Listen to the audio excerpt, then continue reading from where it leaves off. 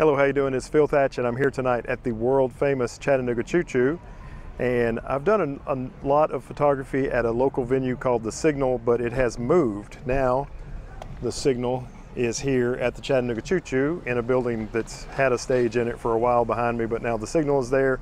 And a local band that I'm fond of called Nick Lutsko and the $100,000 Band is playing tonight. And I'm going to attempt to photograph the entire thing with one lens. I'm going to use the A6700 and the Samyang 35mm f2 to 150 f2.8. Should be fun. I think the lights in here are pretty good, although I've never shot here before. Like I say, I've shot at the previous Signal venue a few blocks down the road. Pretty excited about this. Let's get started. Here's a quick look around inside the new Signal at the Chattanooga Choo Choo. Huge venue, nice big balcony as well, and full-size stage. Really enjoyed working here. All right, here are the photos from the Signal, and the opening band was a guy named Puddles Pity Party, and he's been around for a long time, but somehow I have failed to learn about him until just now. And what an amazing show he put on at the Signal, and he tours all over the country and all over the world, and I bet you have probably heard of him, but for some reason I hadn't. But here is my first shot of Puddles Pity Party. He's making some flatulent sounds with a giant red balloon here before his show started. Using the Samyang, you can see up here at the top left, the Samyang 35 to 150. I shot wide open with it, and so this 57mm shot on the f2 to f2.8 lens is f2.2. And I shot auto ISO, and I used -1/3 of a stop for exposure compensation to set up my exposure, and I wanted to shoot at 1/250th, but at some point during the show I accidentally knocked my shutter speed down slower than that. Most people would probably shoot a little bit faster than 1/250th for concert shots, but I found in this particular environment 1/250th was enough. Here's another shot of Puddles looking right at me, and there's a light there at the Signal that kind of comes up from the bottom of the stage on the main performer, and sometimes I like it, sometimes I don't. I've got mixed emotions about that light, but I do love the light in the background of this shot, and I like that Puddles is looking right at me. This is another 52mm shot, f2.2. This shot is wide open in terms of focal length and aperture, 35mm at f2, and Puddles is singing with a lot of emotion here. I was happy to be able to capture that. Love this shot, love this shot. It's another 35mm shot at f2, and Puddles is singing an emotional part of a song, and he is talking about how you might need to cry during this, and he was throwing some Kleenexes or some puffs out into the crowd. And let's look at this up close. There's a lot of dust on these puffs as he's ripping them out of the box, and these bright lights directly behind him, you can see all the particles of puffs. And 1/250th does have some motion blur up here in his arm, but I'm okay with that. It kind of shows what's going on. His face is tack sharp.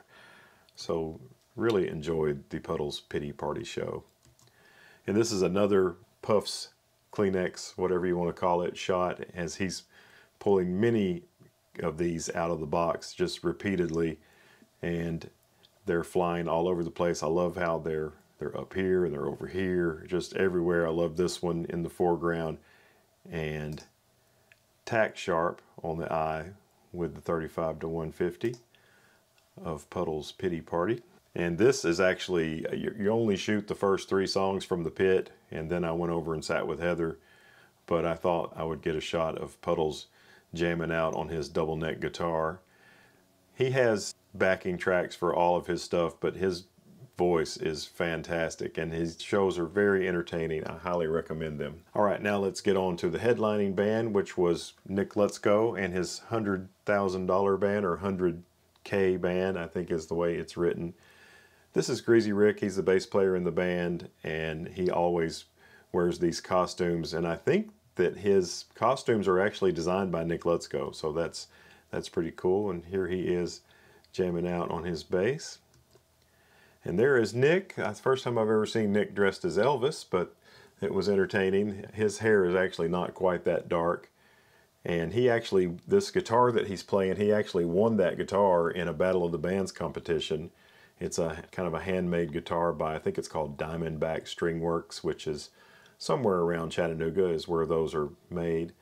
And he won that guitar a few years back in a Battle of the Bands and plays it pretty regularly. This shot is 46 millimeters. That gives you f2.2 wide open. And you can see around his eyes and on his left hand here, that's that light coming up from the bottom, which I do have mixed emotions about. Sometimes I think it looks pretty cool and other times not as much.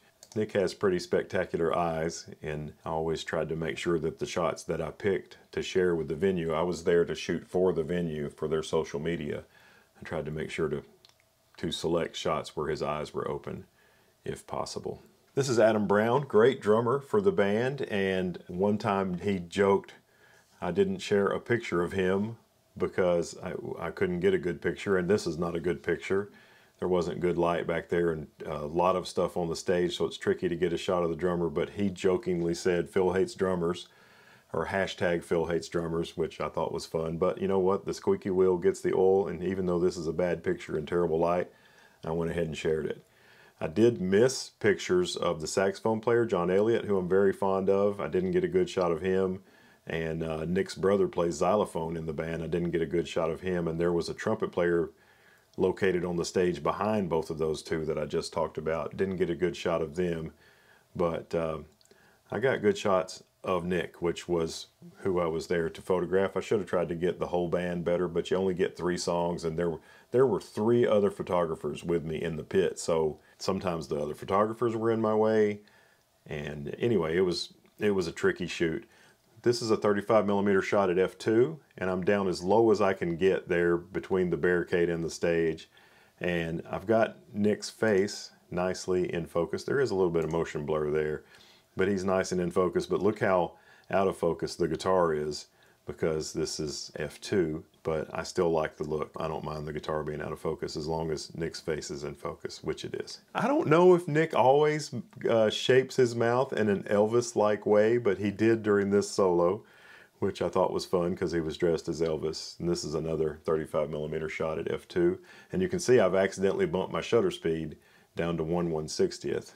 Actually, all of these shots were 1/160th, and at some point I realized my mistake and moved it back up to 1/250th, and here it is now. And look at this shot. This is 54 millimeters f2.2, but let me switch it to the timestamp. This was made at 9:30 p.m. and 36 seconds, and just to show you how quickly the lights change at a venue like this, this next shot was made at 9:30 p.m. and 37 seconds. So 1 second later, and for only that brief moment, I caught him with this amazing magenta purple light behind him. And this would end up being my favorite shot of the show, even though I don't have his eyes open in this shot. And you can see the Diamondback String Works custom handmade guitar with the Bigsby bridge. Pretty happy with that shot. 54 millimeters f2.2.